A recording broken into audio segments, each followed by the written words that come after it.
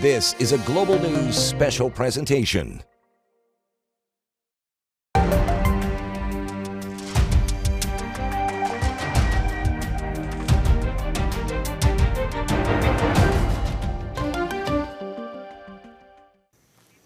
Thank you for joining us. This fall, Albertans will vote in an historic referendum that could change the course of the province and the country. Premier Danielle Smith has decided to put the issue of Alberta's place in Confederation on the October ballot.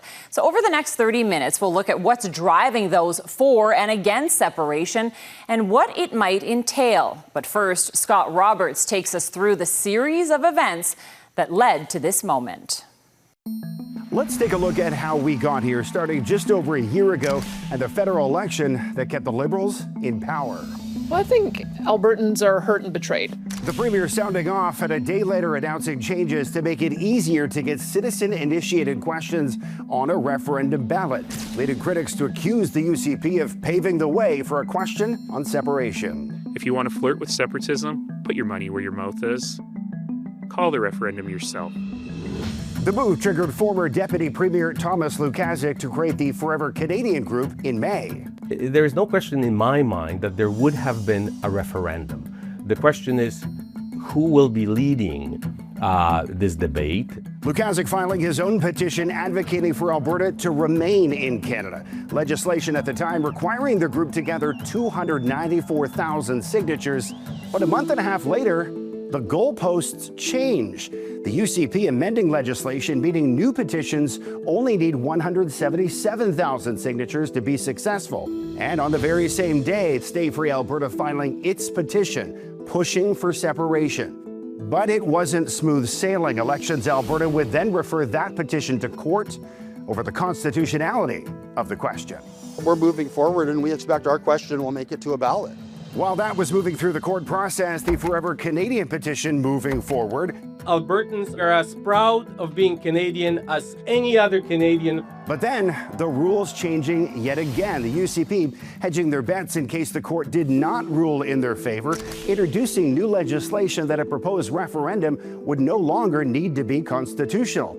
Pretty impeccable timing as well, because the following day, a court ruling did in fact strike down the original question on separation. When this bill is passed, then we'll be there to resubmit a question. In January, a reworded petition is approved by Elections Alberta, and Stay Free Alberta begins its signature gathering process, announcing in March they'd already surpassed what they needed. But then weeks later, yet another court case as First Nations attempt to block the separation referendum from going ahead. We will not sit idly by while, certain people are looking to separate Alberta from Canada and take those lands with them. We are where we are, and I think the drive for Alberta independence is only going to be strengthened by this. And Stay Free Alberta did move ahead, delivering its signatures to Elections Alberta, but before they could be verified, another court ruling, putting a stop to the petition moving forward. The justice determining the province failed to consult First Nations, and that petition was quashed. A ruling the Premier disagreed with, putting the ball back in her court and leading to a televised address. It's time to have a vote, understand the will of Albertans on this subject, and move on. Well, the Premier has added a 10th question to the referendum, asking Albertans the following. Should Alberta remain a province of Canada? Or should the government of Alberta commence the legal process required under the Canadian Constitution to hold a binding provincial referendum on whether or not Alberta should separate from Canada? Now, tonight we begin with the voices of those who have already made up their minds on that question. Everyday Albertans who believe independence is the best and only path forward. I sat down with 4 of them to better understand what led them here. Morgan Schmidt has been stationed on Baseline Road 5 hours a day for 5 straight weeks. She says that's how she earned her canvasser's glow. This is just many, many hours of being outside in the cold. It's part windburn, part tan. This cause is pulling her away from caring for her grandchildren, but Schmidt sees it as short-term pain for long-term gain. We have such great opportunity here. and we could capitalize on it if we could get Ottawa out of it. In St. Albert, that vision for an independent Alberta is also on full display at this home. A visual nod to the transition the homeowners hope is coming. We have a Canada flag that we can hang there as well. And we thought at this time, this is the appropriate flag for us. Sheldon and Sharon Koch are advocates for separation, but insist it's not what they want. Their frustration with what they call dangerous federal policies and financial inequality has been building for years. For them, the movement offers a reset and renewed hope. Even if it doesn't work out, it's not a waste of time. No. We are sending a clear message to Ottawa. Ipsos polling released on June 5th exclusively for Global News suggests 18% of Albertans surveyed support separation. That's down 10 points from January. Independence leaders say they want to stop federal equalization payments, reduce income taxes, and give Alberta full control over natural resources. Those arguments resonate. An extra $50, $100, $200 on their paychecks. That's really meaningful stuff. It's that platform that sold Linda Stevens. She says she's fallen further behind than she was a decade ago.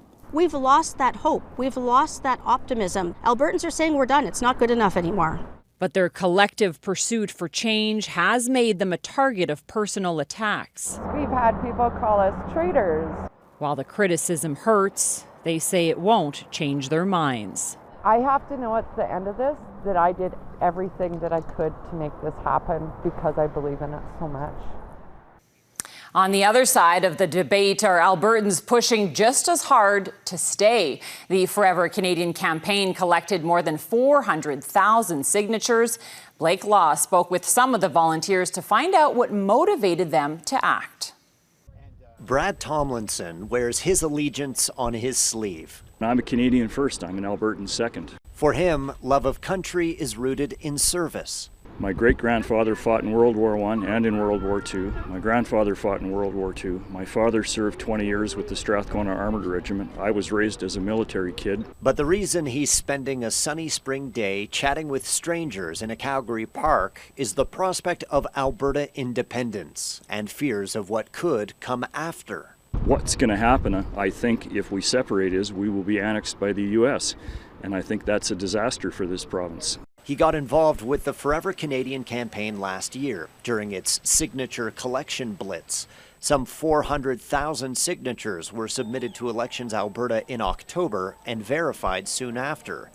But now these volunteers are campaigning for the cause again, shoring up support for the fall referendum. It's time Charlene Belanger will happily give. I have kids, and I want to see them to be able to grow up and have a future similar to what I had growing up. She acknowledges grievances with Ottawa, but believes they're problems that can be fixed together. I did work in oil and gas, and I can understand the concerns people have around pipeline access and things like that, but I really don't think that separating from Canada is going to get us what we want. Alexander Miloshnikov says he'll never take Canada for granted after leaving the USSR nearly 50 years ago. My priorities, my values are freedom, liberties, ability to express yourself, ability to make for the living, everything that I was denied back in the old country. So all these things that we stand to lose, and I'm afraid that we will lose it if we separate, that makes me dead against it. Tomlinson says the conversations he's had have largely been positive and respectful, with most strangers telling him they're also against separation. But he and his friends aren't stopping. For them, the stakes are too high. Blake Law, Global News.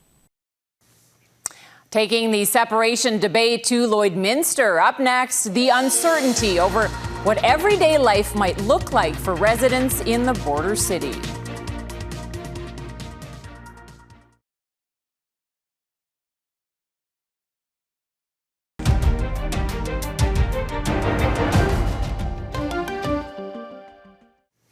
Being on the border of two provinces is one thing, but two countries?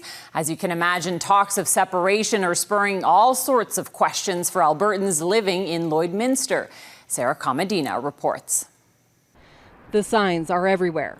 Alberta and Saskatchewan merged in a single city. A line unites the provinces and is what makes Lloydminster stand out. I cross the border every day. Michael Dewing is familiar with how each province works. As a real estate agent, he needs to know. I carry 2 real estate licenses, one in Alberta and one in Saskatchewan.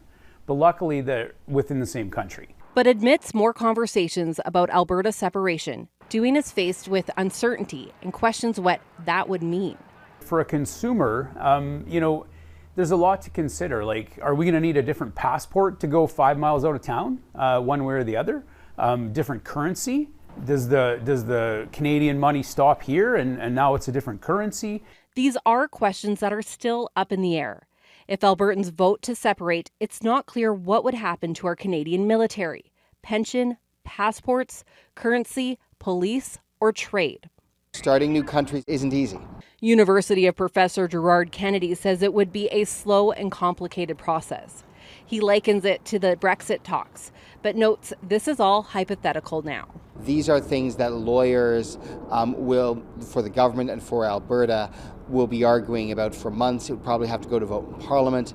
The Senate could pose obstacles. It's not going to be a quick process. Mitch Sylvester is spearheading the Alberta separation movement. He says the Alberta Prosperity Project is planning to give a clearer picture on what would happen if the province becomes its own country. I have a very competent group of people that are right now 2 or 3 weeks into the process of writing what we call in a white paper. And we're going to release all of that stuff so that people can look at it and feel some kind of comfort into what the steps are going forward. As the conversation of separation is discussed at kitchen tables across the province and Canada, the border city is in a unique position. The 31,000 locals already know what it's like to live somewhere divided, and the uncertainty adds new questions. For people like Dewing, the uncertainty and questions are stressful, not knowing what could become of the line that defines Lloydminster. It's certainly not the first one of, the first discussion like this, but definitely it's more serious when it hits home for you. Sarah Comedina, Global News.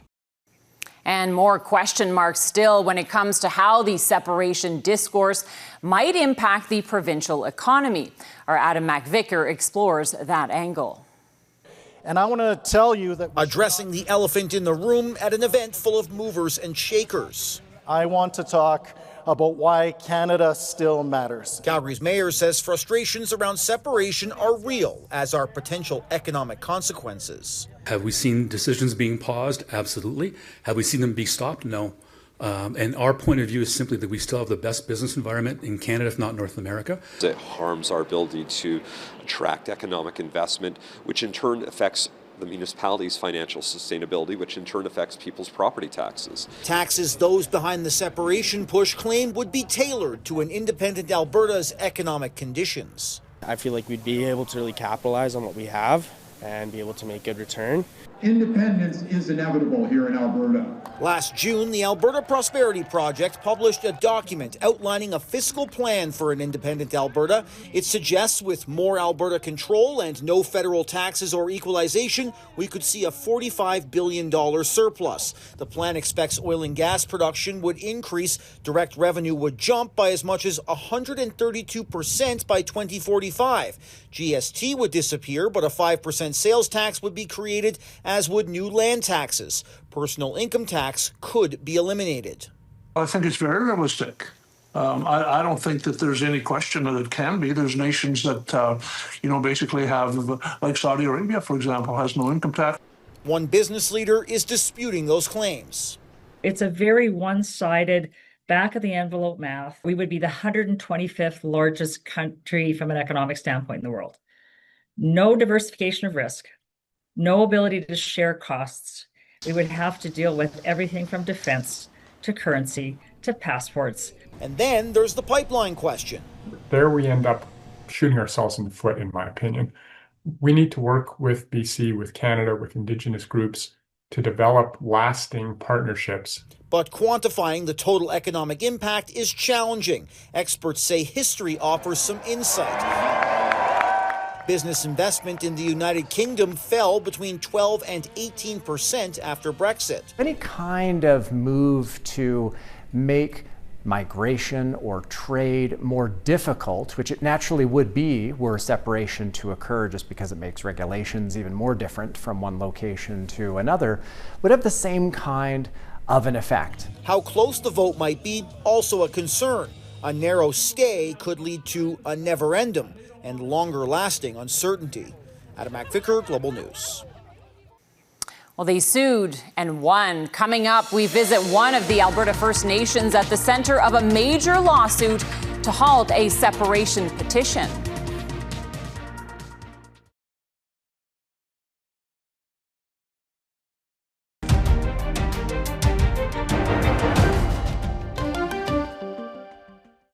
Well, from the get-go, Alberta First Nations have been strongly opposed to an independent province.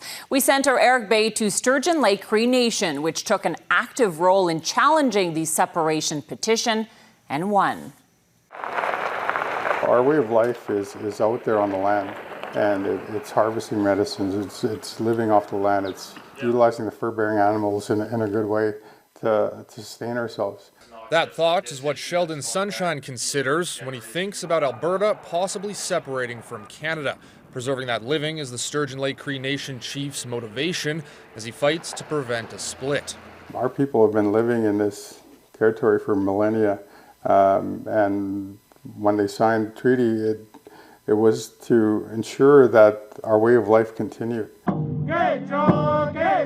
Sturgeon Lake is one of the First Nations at the forefront of legal battles over Alberta's separation. Indigenous treaty rights have been at the heart of legal arguments for several different nations, and they've been challenging the process initiated by a pro-separation group that's pushing to get its question onto a referendum ballot. It's affirming our rights, so we'll do what we have to do. Two different judges have already ruled in First Nations' favor. Their reasoning is the province neglected the duty to consult by allowing Stay Free Alberta's question and petition drive to go ahead. Treaty First Nations are the senior partners at the constitutional table. Bruce McIver is part of a law firm that works exclusively on Indigenous rights cases.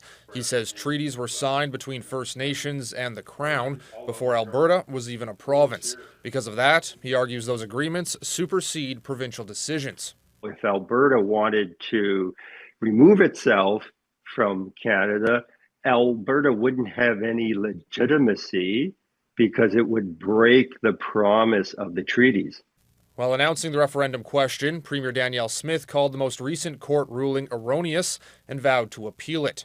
I don't even know what the court would expect of a citizen-initiated petition to satisfy a bar to a duty to consult before they can even ask a question.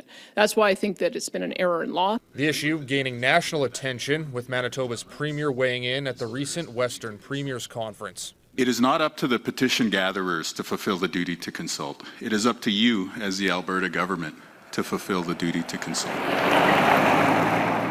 Chief Sunshine says the new question does not change his approach. We are going to fight like heck to protect that and preserve that way of life for our future generations. Eric Bay, Global News. The road to the referendum through the eyes of a Quebecer turned Albertan. He's done this song and dance before, twice actually. The insight and the advice he's offering after the break.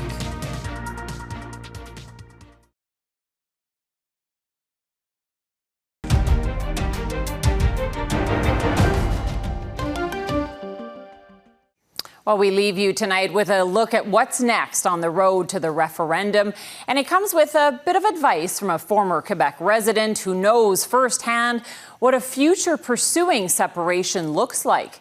Here's Drew Stremick. Robert McAleer remembers how it felt voting for the first time.